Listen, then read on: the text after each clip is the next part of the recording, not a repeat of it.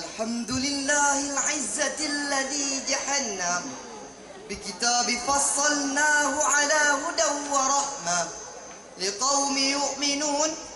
Ashhadu an la ilaha illallah wa ashhadu anna sayyidana Muhammadan abduhu wa rasuluh la nabiyya ba'da amma ba'd. Hadirin rahimakumullah, Albert Einstein, seorang ilmuwan terbesar abad ke-20, menyatakan bahwa religion without science Islam and science without religion is blind. Agama tanpa ilmu adalah pincang, sedangkan ilmu tanpa agama adalah buta. Kalimat ini menunjukkan bahwa agama tidak hanya mendorong studi ilmiah, tetapi juga menjadikan riset ilmiah yang konklusif dan tepat guna, karena didukung oleh kebenaran yang diungkapkan melalui agama. Ketika Nabi sampai di Madinah, ia membuat sebuah peradaban baru yang kemudian memunculkan pengertian bahwa Islam adalah sistem kepercayaan yang sistemik, tidak hanya berdimensi teologikal, ritual, dan mistikal, tetapi juga berdimensi moral dan intelektual. Secara terminologi hadirin, Al-Quran adalah firman Allah Subhanahu wa Ta'ala yang diturunkan kepada Nabi besar Muhammad sallallahu alaihi wasallam melalui wasilah malaikat Jibril alaihissalam untuk disiarkan kepada umat manusia, yang salah satu fungsinya adalah huda linnas, petunjuk bagi seluruh umat manusia di muka bumi ini. Said Nursi sebagai Renaissance of Islam menyatakan bahwa Islam is the father of all the science and Al-Quran is the book of science. Islam adalah ayahnya seluruh ilmu pengetahuan, sedangkan Al-Quran adalah kitabnya ilmu pengetahuan. Oleh sebab itulah, melalui penjelasan ini, maka pada kesempatan yang baik ini kami akan membahas membangun karakter bangsa, perspektif Al-Quran, dengan rujukan Al-Quran Surah Ibrahim ayat 1.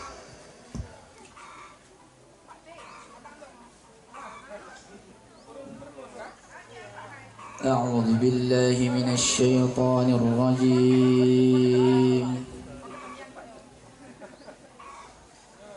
بسم الله الرحمن الرحيم. ألف لام را.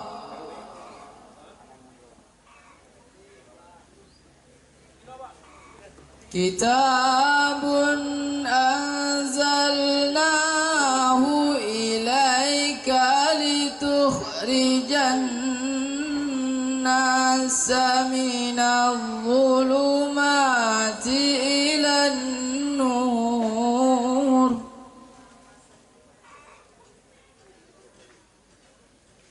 بإذن ربهم إلى صراط العزيز الحميد.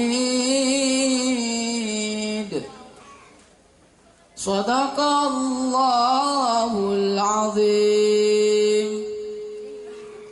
aku berlindung kepadamu ya Allah dari godaan syaitan yang terkutuk. Dengan menyebut namamu ya Allah, yang maha pengasih lagi maha penyayang. Alif Lam Ra. Ini adalah kitab yang kami turunkan kepadamu, supaya kamu membawa umat manusia dari gelap gulita kepada terang menderang, atas izin Tuhanmu yang maha perkasa lagi maha terpuji. Maha benar Allah atas segala firman-Nya.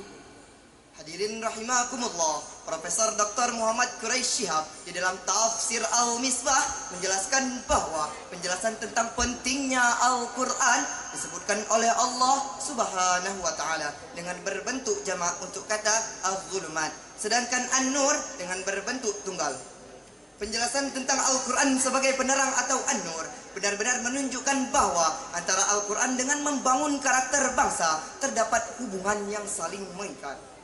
Malik bin Nabi di dalam kitabnya Intaj al-Mustashriqin wa Atsarhu fi al-Firi al-Hadis menulis, ilmu pengetahuan adalah sekumpulan masalah serta sekumpulan metode yang dipergunakan untuk menuju tercapainya masalah tersebut. Lalu bagaimanakah dinamika keilmuan dalam mewujudkan kepribadian umat Islam saat ini? Umat Islam saat ini mengalami degradasi besar-besaran. Data Badan Penelitian Internasional menyebutkan Israel yang notabene Yahudi dalam 1 juta penduduk memiliki 1.600 pakar pengetahuan. Amerika yang notabene Nasrani dalam 1 juta penduduk memiliki 160 pakar pengetahuan. Sedangkan Indonesia hadirin dalam 1 juta penduduk hanya memiliki 65 pakar, yang muslimnya hanya 6 orang. Oleh sebab itulah, dalam bidang membangun karakter bangsa, kita masih jauh tertinggal oleh bangsa-bangsa lain.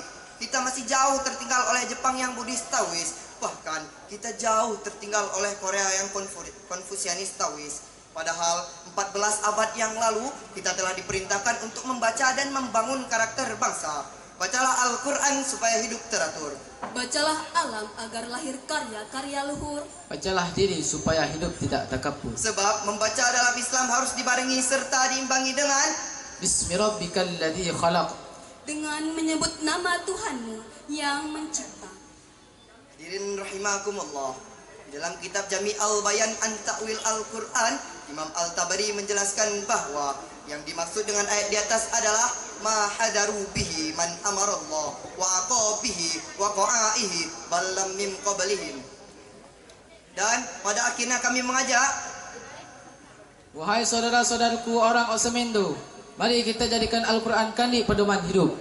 Wahai saudara-saudaraku orang Sunda, hayu orang sami-sami keenggak Al-Quran tuntunan kehidupan orang. wahai saudara-saudaraku orang Lampung, lapah gam jadikan Al-Quran sebagai pegunungan ugi.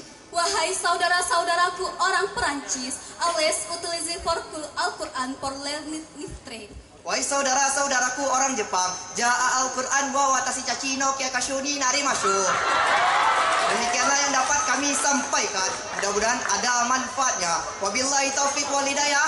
Assalamualaikum.